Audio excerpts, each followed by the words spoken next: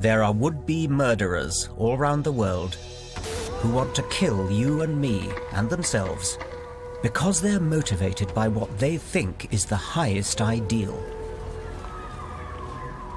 Of course, politics are important. Iraq, Palestine, even social deprivation in Bradford. But as we wake up to this huge challenge to our civilized values, don't let's forget the elephant in the room, an elephant called religion.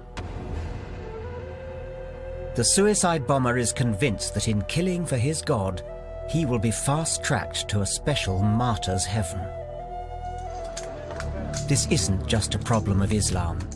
In this program, I want to examine that dangerous thing that's common to Judaism and Christianity as well.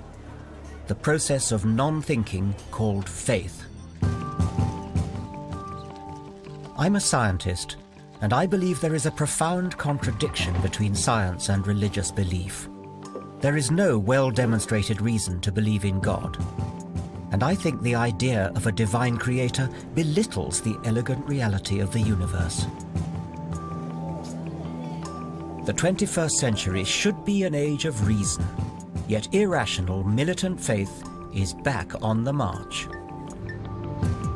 Religious extremism is implicated in the world's most bitter and unending conflicts. We want the non-Muslims off the lands of Muhammad. We want the kuffar out of it.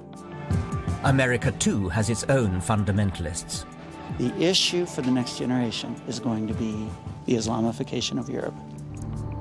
And in Britain, even as we live in the shadow of holy terror, our government wants to restrict our freedom to criticize religion. Science, we are told, should not tread on the toes of theology. But why should scientists tiptoe respectfully away? The time has come for people of reason to say enough is enough. Religious faith discourages independent thought, it's divisive, and it's dangerous.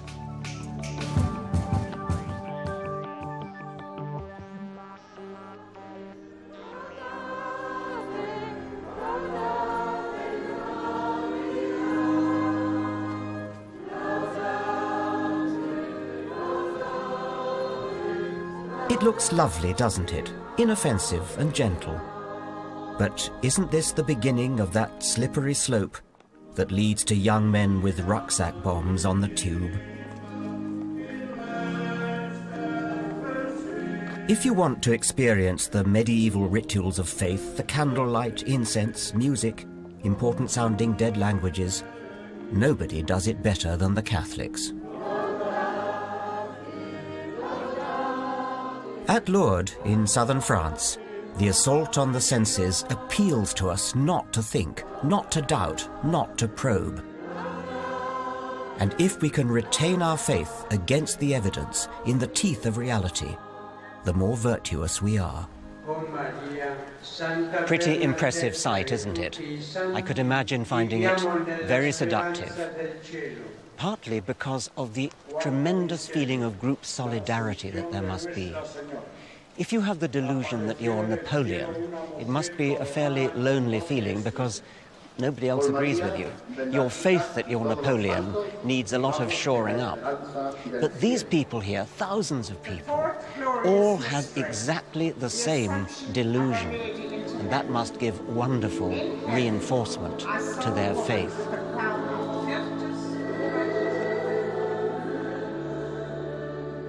I used to think reason had won the war against superstition, but it's quite shaking to witness the faithful droves trooping through Lourdes. This is a benign herd, but it supports a backward belief system that I believe reason must challenge.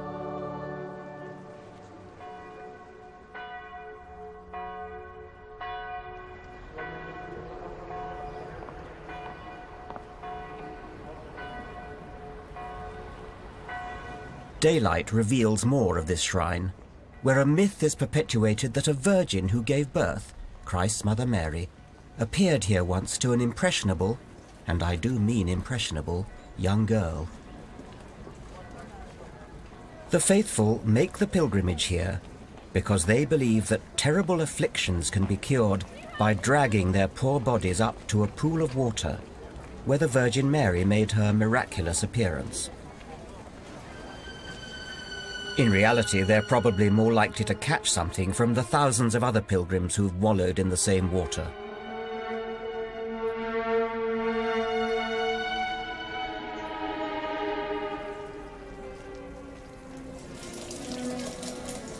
Is it something that Catholics feel they ought to do in their life, rather like Muslims going on the Hajj to Mecca? Well, yes, but you don't have to be a Catholic to do it, you see. No. I mean, any religion can, because I know Yes. quite a few people that are not Catholics at all, and they have been... yeah. Yes.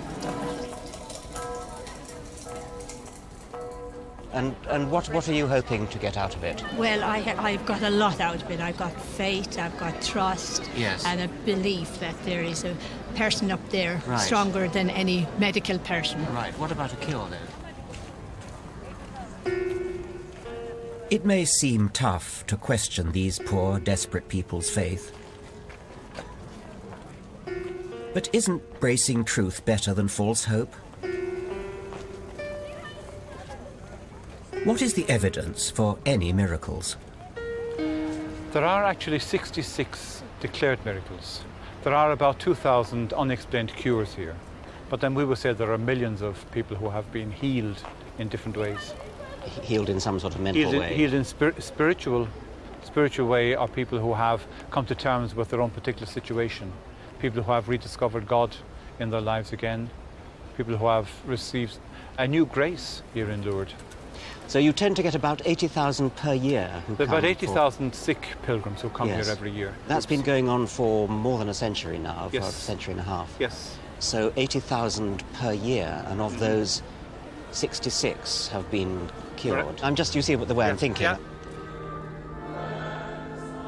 So the hard fact is that over the years, with their millions of pilgrims, there have been 66 supposed miracles. Statistically, it adds up to no evidence at all. I can't help remarking that nobody has ever had a miraculous regrowing of a severed leg. The cures are always things that might have got better anyway. People lean on their faith as a crutch, but I fear the comfort it provides is a shallow pretense. And I want to look at how the suspension of disbelief inherent in faith can lead to far more dangerous ideas beyond.